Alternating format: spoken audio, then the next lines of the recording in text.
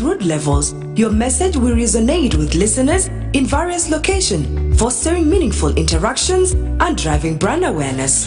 Comprehensive coverage with stations in strategic locations like Reng, Malakal, and Baliet. iRadio offers comprehensive coverage that reaches both urban centers and remote areas. Your partnership with iRadio ensures visibility across a wide geographic area. Don't miss out on the opportunity to amplify your message with iRadio. Partner or advertise with us today and make your voice heard across South Sudan.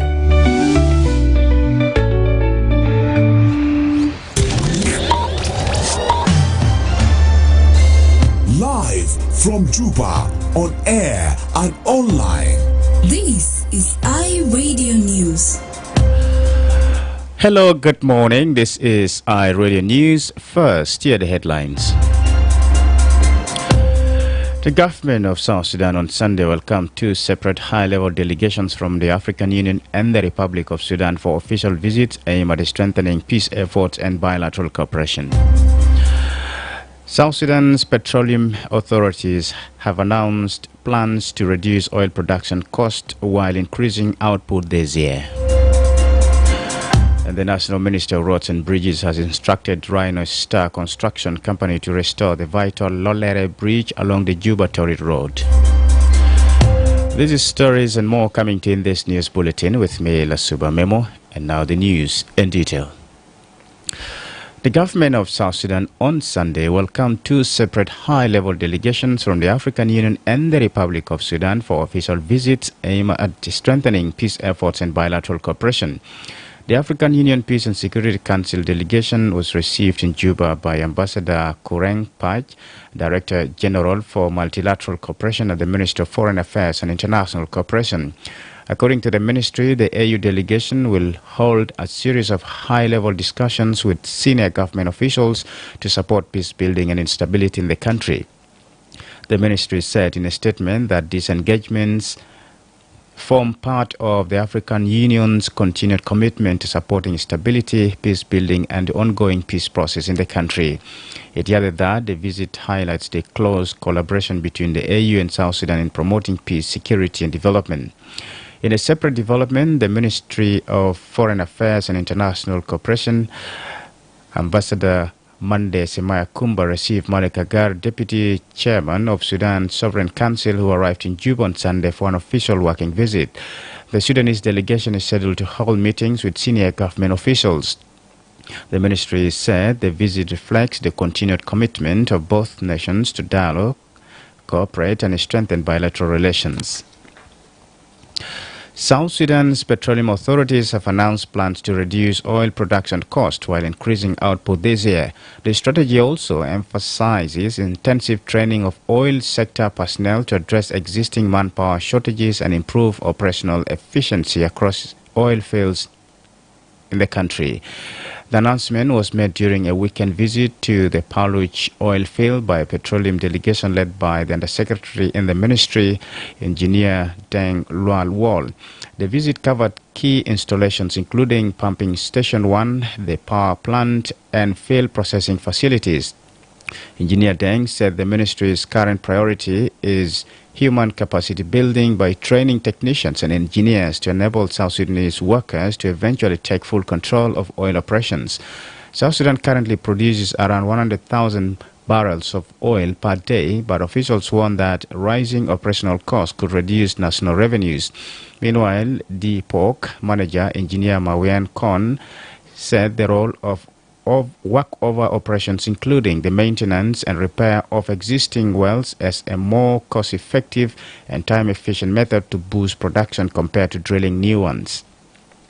South Sudan's oil exports continue to face challenges following the outbreak of war in Sudan in 2023. The country relies on Sudanese infrastructure to transport crude oil to international markets, making stability along the export route essential to maintaining vital revenue streams. The National Ministry of Roads and Bridges has instructed Rhino Star Construction Company to restore the vital Lolere Bridge along the Juba-Tori Road. Minister Simon Mijok made the directive during a joint inspection of the Juba-Nimule Highway, where the company is rehabilitating the Juba-Aru Junction section. Meanwhile, Juba County Commissioner Emmanuel Tetes-Bon pledged full county support for the Juba-Nimule Road rehabilitation during the visit. The project includes repairing potholes and clearing roadside vegetation to improve road safety and facilitate the delivery of goods and services. Commissioner Isbon said the road will create new economic opportunities for the rural communities.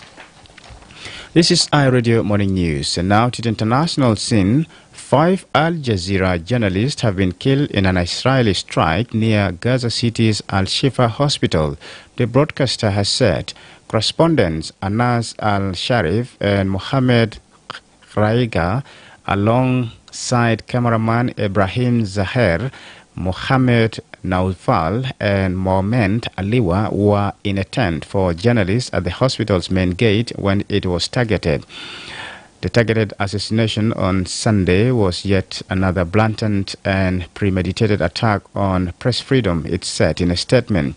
Shortly after the strike, the IDF confirmed that it had targeted Anas Al-Sharif, writing in a telegram post that he had served as the head of a terrorist cell in Hamas.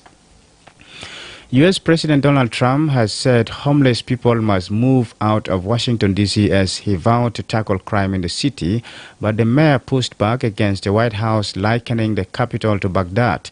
He posted on Sunday his administration will give them places to stay, but far from the capital.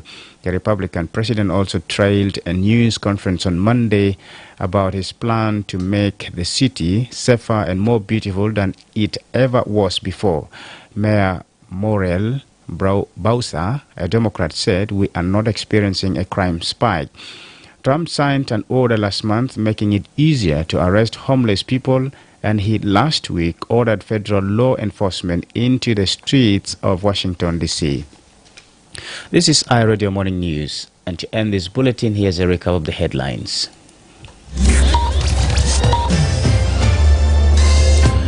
The government of South Sudan on Sunday welcomed 2 separate high-level delegations from the African Union and the Republic of Sudan for official visits aimed at strengthening peace efforts and bilateral cooperation. South Sudan's petroleum authorities have announced plans to reduce oil production costs while increasing output this year. And the National Ministry of Roads and Bridges has instructed Rhino Star Construction Company to restore the vital Lolere Bridge along the Juba-Torit Road. That's the end of iRadio Morning News. If there is a story or an event you'd like iRadio to cover or report about, please send us a text message at +21 925 287 870. It's also a WhatsApp number. Follow us on X at iRadio Juba, like our Facebook page iRadio, subscribe to our YouTube channel at iRadio South Sudan. You can also visit our website and listen to us online at www.iradio.org. Stay tuned for the news in Arabic at 8 o'clock. I am Lasuba Memo. Thanks for listening.